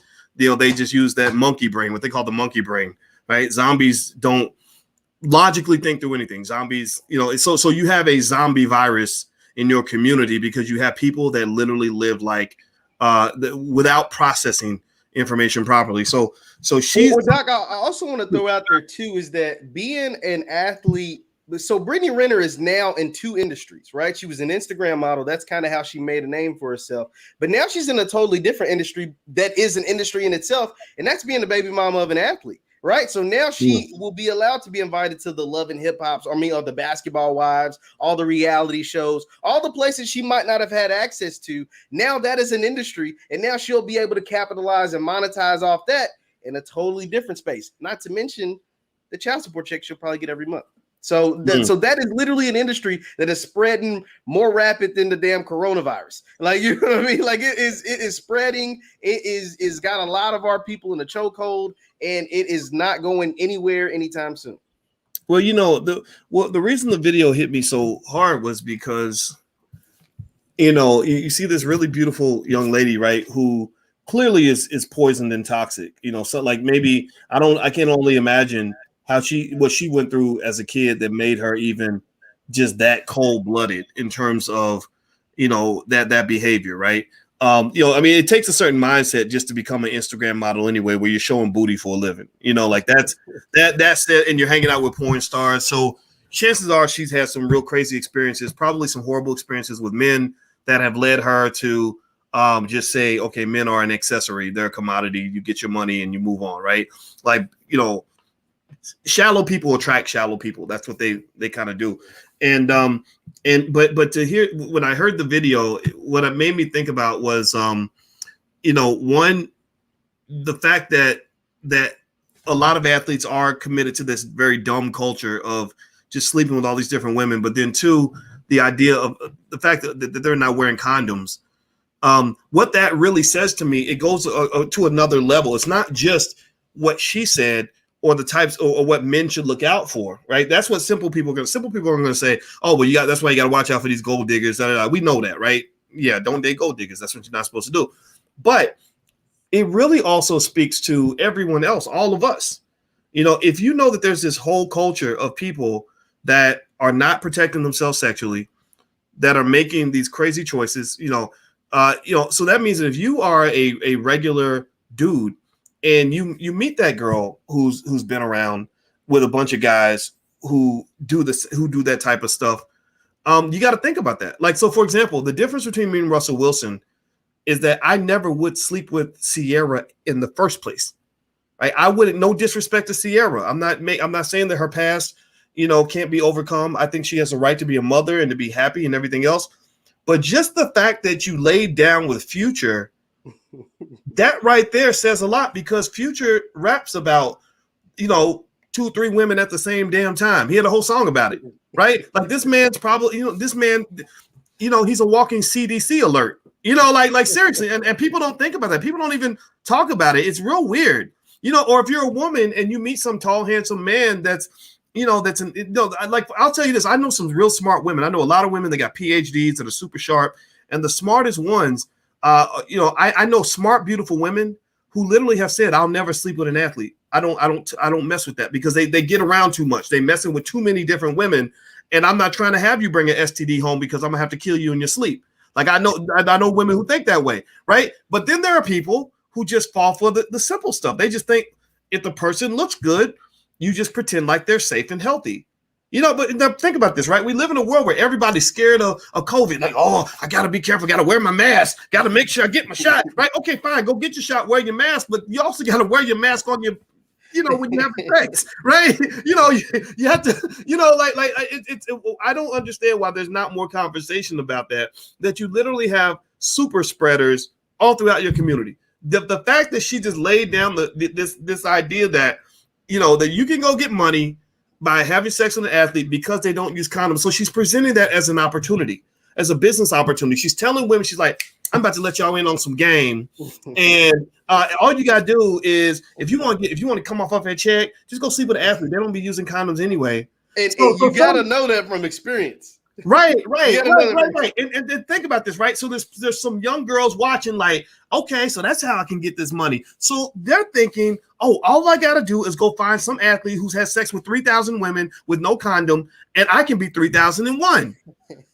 Does anybody talk about what happens when I don't? Do I sound preachy? Do I sound, maybe I just sound old fashioned. But I mean, am I the only one who thinks about these things? I don't know. What do you think, Jeff? No, I mean, like, I'll tell you,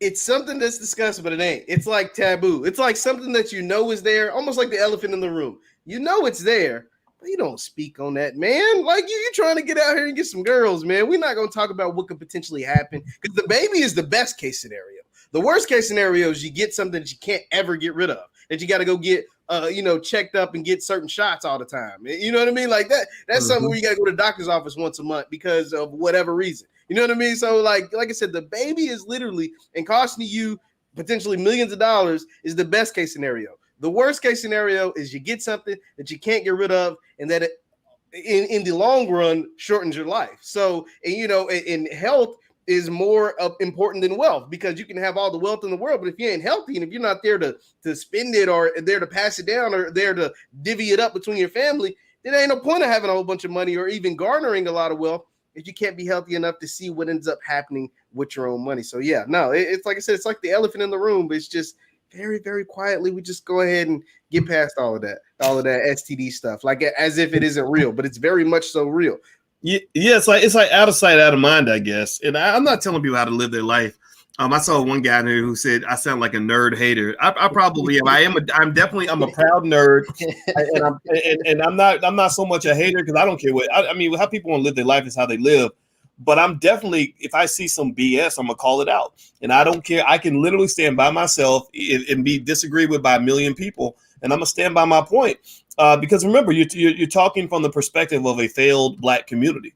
You're talking about a community that isn't getting what it wants. We're not succeeding in a lot of areas. Our kids are not getting. But it's because of that mindset, though, Doc. It's because people think that what you're saying is nerd hater, right? Like if they thought, like, damn, like what he's saying is real shit, like we wouldn't be a failed community. But because so many people think that what you're saying, I don't know, not getting STDs, I don't know, not having a bunch of baby mamas, I don't know, actually building wealth and not, having it deteriorate because of doctor's visits and child support, right? You know what I mean? Like if you had that nerd hater mentality, if you got rid of that shit, like that stigma, and stop listening to the people that tell you that that's nerd, being a nerd and a hater, then we wouldn't be a failed community. But that is why we are a failed community. I think we're building in the right direction, but there's still a lot of roaches around, right? Like we're stomping the roaches, but we need a damn exterminator to come through and get rid of this stuff.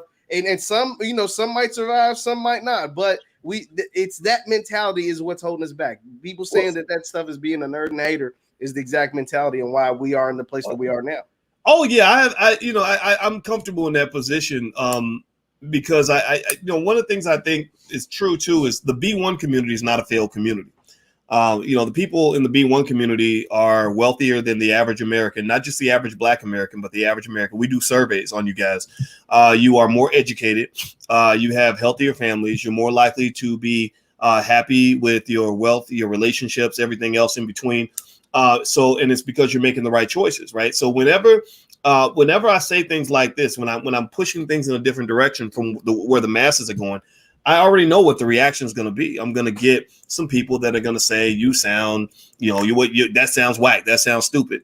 And what I would say to people like that is, you can't give better advice. That's why you think it sounds stupid, because the advice you would give is likely the advice that would lead to further self-destruction in the community. It would lead to more of the baby mama, baby daddy stuff. It would lead to more broken families, more broken, busted wealth, more broke Black people, more unhealthy Black people, more dead Black people, and so people should probably really understand that many times there's a big difference between being popular and being correct, right? Popularity doesn't mean shit. Popularity only means something when you need validation from the masses to make you feel safe and comfortable in your ignorance.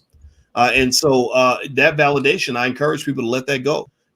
Sometimes you're going to say something that, and I got that. I got that from my parents. My parents they were the types of people that would be like, I don't care what everybody else is doing. That's not what we're going to do. And it showed in our family. Our family had success at a level that was not matched by most of my parents' friends. Their kids all, getting into dope, going to jail, unemployed, struggle, babies, mamas, all kinds of problems, or 2 a.m. phone calls because you always got a problem every week. And our shit was pretty solid. We didn't have all of that stuff. And it was really because they had common sense. So I like talking to people that have common sense that will say that having unprotected sex with 3,000 people is probably not the best use of your body. Give me a yes if you can at least agree with that statement. Give me a yes if you can at least agree that having not using condoms on a regular basis is probably not going to work out for you. If you can't agree with that statement, if you cannot give me a yes on that comment, then I don't know what to do with you. I really need you to leave because this ain't the place for you. So I'm not the Klan. I don't want Black people to die. I want Black people to live. Now, let me see here. Somebody says, read my $20 super chat comment above. I did not. I can't see your comment, J. Joe. And look, I think J. Joe's making donations so he can say smart alecky stuff anyway. But but if you make the comment again, I will read your comment. Since you made a donation, I owe it to you. All right, so do me a favor. Hit the thumbs up button, hit the share button, hit the subscribe button, and we're talking about PJ. What's it? PJ Washington. PJ Washington. His girlfriend Brittany Renner, who had the baby, and she basically revealed that she was pretending the whole time, and that allegedly their relationship was fake. Now I'm sitting there tripping over the fact that when I went to her Instagram, which has 4.6 million followers, she deleted every single post up until 6. Like she scrubbed it all. Why do you think she did that? Well, because she's trying to erase the image that was Brittany Renner pre PJ Washington, pre having the baby, right? it doesn't help that one of the 6 posts, you only have like 6 posts on there, and one of the 6 posts is with the porn star Tiana Trump, right? Like that doesn't help, but it gives you this false narrative. So for people who are just now discovering her name, you go and it's like, oh, this ain't that bad, right? All the old, crazy videos and the old, thirst trap, half naked video of pictures and stuff, all of that's gone, right? And I think also because she has a child, a lot of women, a lot of people go through this when they have a child, they try to present a better image, right? I might have been one way before having my child, but I want to present this as a certain way after having a child, because now that we live in a digital era, kids, by the time they turn 4 and 5, 3, 2, 4, 5, they're able to pick up iPads. They're able to look stuff up. They're able to get on Instagram, YouTube, Twitter, whatever. So you want to try to clean that up as much as possible before your kid gets to 3, 4, and 5, and 6, and able to look on the internet and see like, damn, this is on my mommy's Instagram, or like, damn, this is what my mommy does for a living. You know what I mean? Like, so you're trying to clean that up. The only problem is once you put something on the internet, it never goes away. It never goes away. That's right. That's right. Yeah. The internet. Yeah, you can. I don't know if everybody knows that, but in fact, there's a website I think you can go to where you can turn the clock back on a website and see stuff from like the previous year. Does anybody know that website? What's the website you can go to where you can change your your Instagram, or you can go back and look at what used to be up there and what was deleted. I can't remember the name of the website, but let me see. Melanie Douglas makes a good point. I want to address this one. This is a good one. She says, "I'd like to hear you amplify more stories that reflect your audience." Actually, this really reflects my audience because a lot of us have situations where we have relationships with the wrong person. And one of the things that I believe, Melanie, that's really important is that you have to think about the kinds of relationships you have when it comes to wealth. A lot of us also have kids who are going to be making choices. They're going to be sucked into the same reality, same life that, a lot of people on the internet are sucked into. They're going to, fall in love with the Instagram model or whatever. And you want to be able to give your son, especially your sons, advice on what to look out for, but also your daughters as well. I talk to my daughters about real life all the time. We don't just talk about the ivory tower. I'm talking about what I see on Instagram, what I see on YouTube and Facebook. I'm going to talk to them about this. And the reason is that it's like I want you to understand the game. I want them to understand every inch of the game. And that type of training that came from my father, because my father taught me using real life experiences. He did not shelter me from anything, but he kept me at enough of a distance where I wasn't going to be hurt by the thing we were talking about. Like he didn't make me try drugs to know that drugs are bad, but he would show me drug addicts and he would give me real life stories about things that happened with dope or whatever. And that made me stay away from drugs and alcohol. So that's how I teach. I like to teach with real life. And so, yeah, but you're right though. Hopefully most of the people in the audience wouldn't make the choices that they're making, but everybody has sex. I mean, come on now. Let's stop pretending. So Jeff, let me ask you this. In terms of, so what did you're 25, right? Yeah. Right. Okay. When you turn 26? In November. Okay. November what? 26. Oh, that's 4 days after my mother's birthday. Okay. So you are 25. As you watch this through the eyes of a 25-year-old, is there anything that you've learned just from what you've seen and maybe this conversation that maybe you just sort of, I want to hear from your perspective in terms of the way maybe it might have shifted the way you see the world, if at all. Not really, because once again, I am someone who works in the sports industry. I've dealt with a lot of athletes, right? Like high level, low level, high school, pro, everything, right? So I've seen a lot of this. It's like seeing a rerun, right? It's not anything because the thing is, it's just like PJ just got played. He got played in even though I had never saw that video of Brittany Renner before, like the one that you showed, I hadn't saw it before like this week, right? Like this last week is when I first saw it. But I could have told you who Brittany Renner was 2 years ago, 3 years ago, 5 years, you know what I mean? Like, and Brittany is not the first, nor will she be the last of her kind, right? By her kind, I mean the one that is capitalizing off of a famous athlete, rapper, internet personality, whatever. Like, because this is now an industry, because there are people like Brittany Renner. And so the thing is, groupies and stuff, that's been around since the forever, right? Groupies have been around forever. But the thing is now with social media and with the internet, groupies are now amplified. Groupies are now put on pedestals. Groupies are now getting endorsement deals, advertising. So now they're obviously breeding more groupies, right? More than we've ever seen. Instagram is literally a monetization business. It is people monetize off their Instagram. And so now that Brittany Renner has shown, now that this other woman, now that whoever your favorite Instagram person is who has a couple 100,000 followers, hell, maybe even a couple million followers,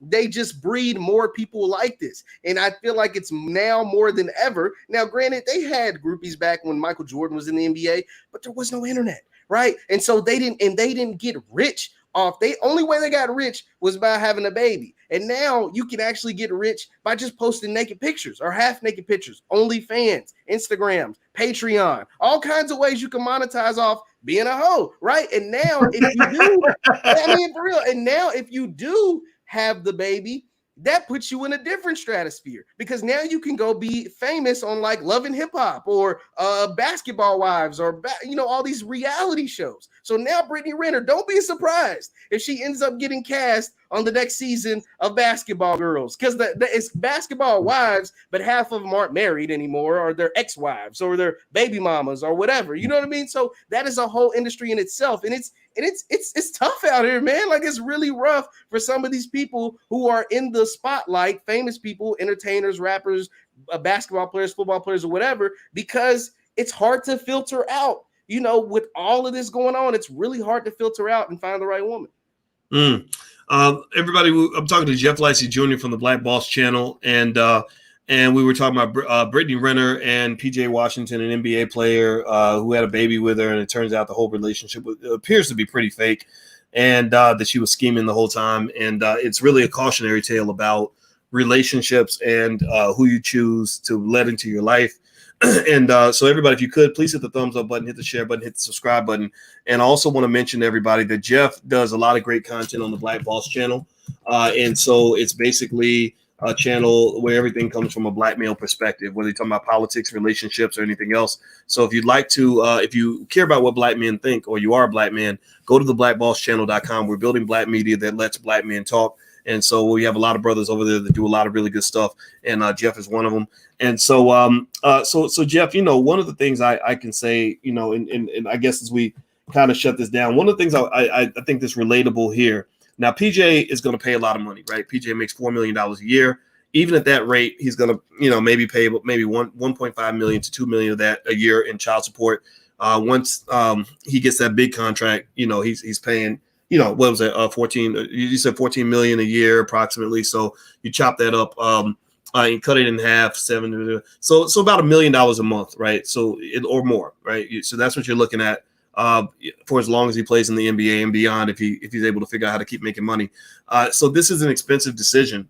And so one of the things I would say is for athletes, this obviously says that, wealth training on all levels is critical for anybody that goes into that space. Anybody that comes into a lot of money, it's very important to protect your wealth. The reason that her statement about athletes being dumb and that the best way to make money is to get an athlete to get you pregnant is basically here's what she's saying. I'm gonna give you all the finance professor interpretation of what Brittany Renner said.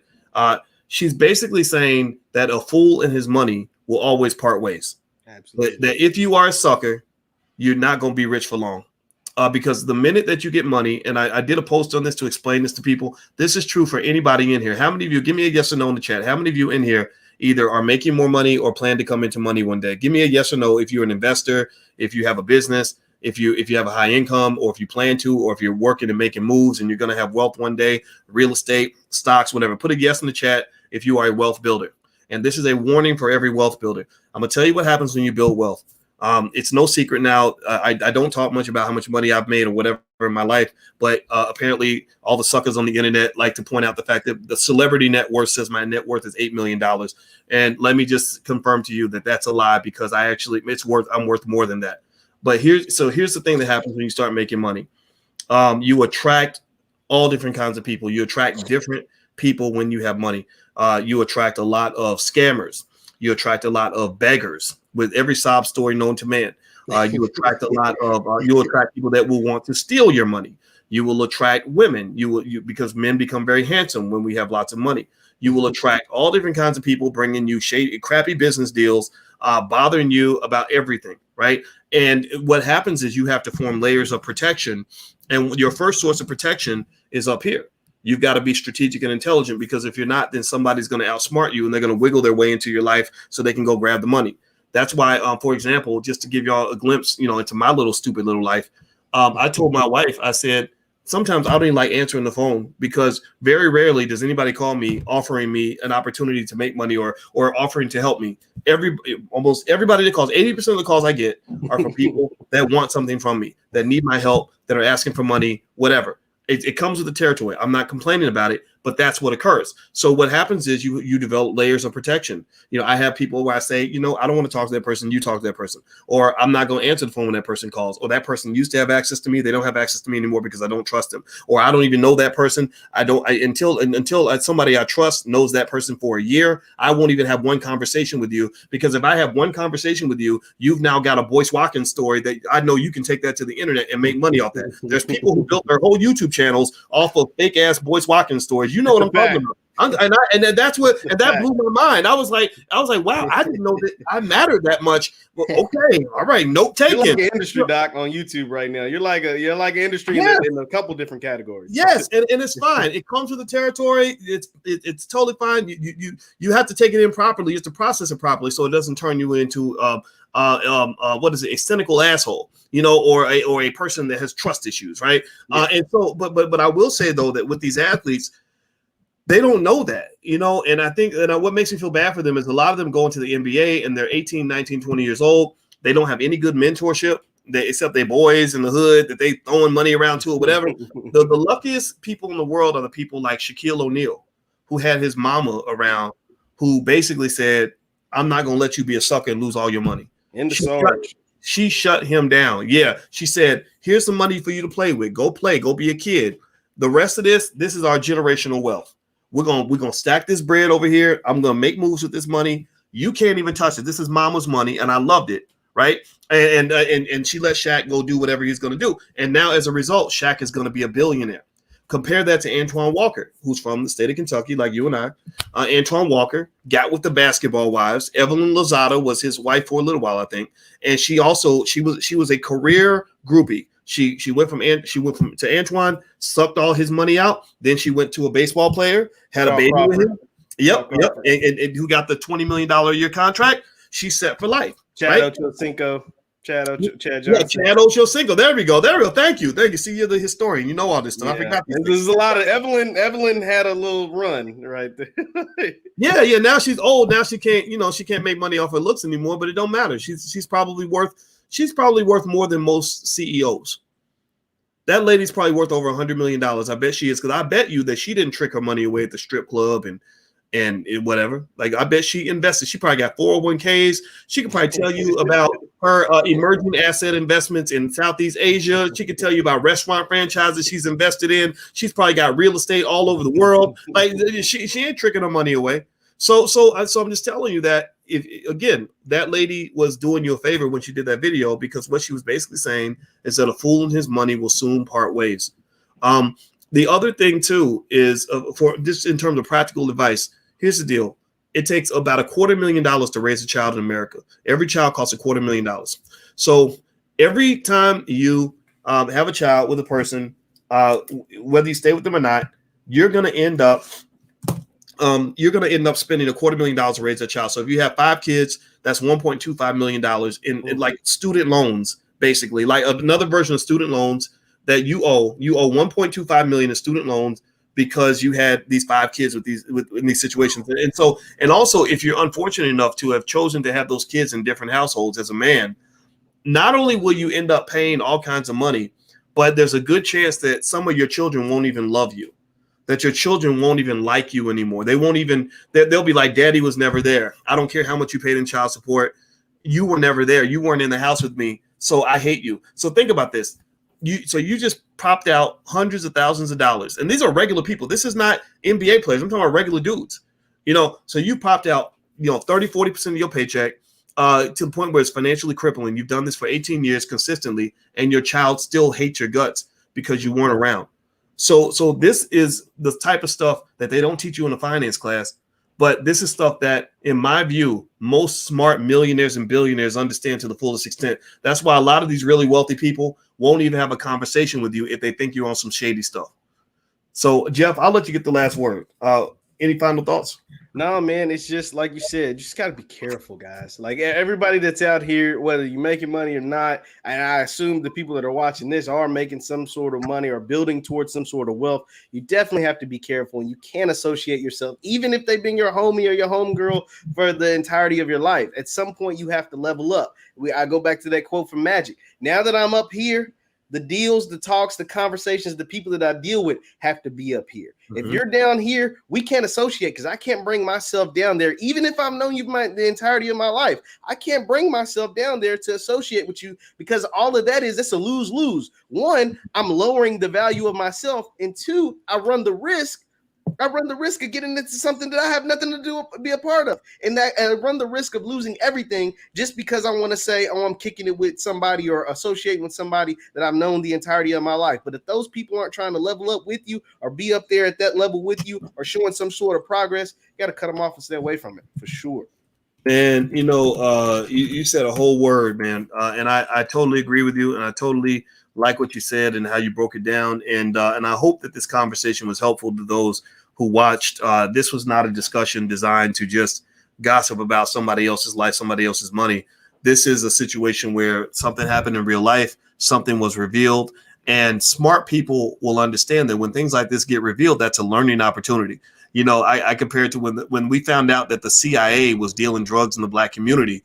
That was an opportunity to really learn a little bit more about the hustles and the conspiracies that are being done against our people. And that was also a time where you're supposed to say, well, if that's the one conspiracy I found out about, how many other conspiracies are there that I don't know about, right?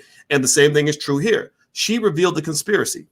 She revealed the groupie conspiracy. Okay, well, if you want to get paid, you want to come up on some bread, go give an athlete. They don't wear condoms. That's something a lot of people didn't know, that a lot of athletes don't wear condoms. Maybe you know, maybe you didn't. I didn't know that. I assumed guys were smarter than that, right? And that there's an army, there's millions of people out there that understand that the use of sex or having a child or whatever to make money, that's an industry. And also with Instagram and this constant temptation. Every day, she's showing you the booty. She's showing you the things that are going to suck you in. You can go back 100,000 years, and beautiful women have always been used as a way to lure powerful men in and get them to drop their guard. You can go back and you can find kings who've been assassinated by being lured in by a beautiful woman. This is not a new trick. Samson in the Bible. It happened in the Bible. It happened in the Bible, man. Like this go away. Bill Clinton. It happened with Bill Clinton. Literally, there's and that's something that I don't know. Maybe everybody isn't trying to be smart. I don't know. Maybe I just sound nerdy by bringing this up, but I can really tell anybody that wants to listen that you've got to learn how to play chess if you want to play at the highest levels. If you stay down there playing checkers, then you're going to stay broke. So I want to say thank you very much to Jeff Lightsy Jr. For your time, man. It was great. And thank you, Fact You Payme. He says, "Fact You Pay Me." That's his that's his name. He put a B1 on the screen. So thank you for your donation to the platform. I appreciate it. Everybody, I want you all to know where you can follow Jeff.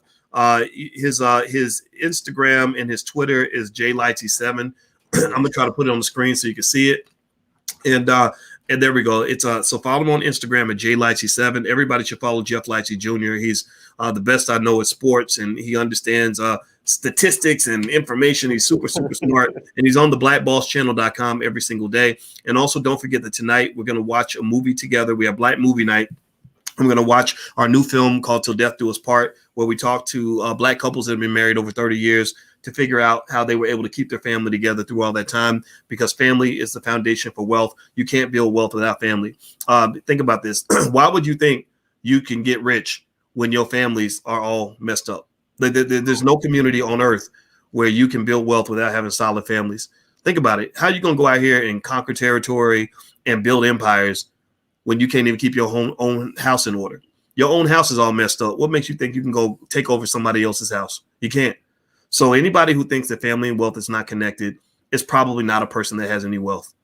That's it. And the most, so when somebody says, well, that stuff don't matter, why are they talking about relationships? That's stupid.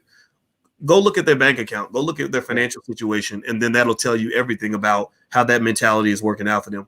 So let's not be stupid. Let's be smart. I want you to be smart. I want you to do better. That's I got my PhD, not for me, but I got it for you. And I want to share with you what I know. So if you'd like to join us, you can watch the movie for free. It doesn't cost you a penny. We're going to watch it tonight. It's directed by Tierra KJ Williams out of Hollywood. I appreciate her very much for doing this film for us. And it cost us a bunch of money. It took us 2 years. And we decided as a team that we weren't going to sell it. We wanted people to see it for free. So just join us. But you got to come live. And we're going to meet tonight at 8 p.m. Bring your whole family. And it's blackmovienight.net. And it's for people that are interested in positive vibes and positive Black conversations. And that's what we're all about. So thanks a lot, Jeff. It was real. Appreciate it, Doc. Always. And everybody, please have a wonderful day. And we will see you all very, very soon. Take care. Talk to you later. Bye-bye.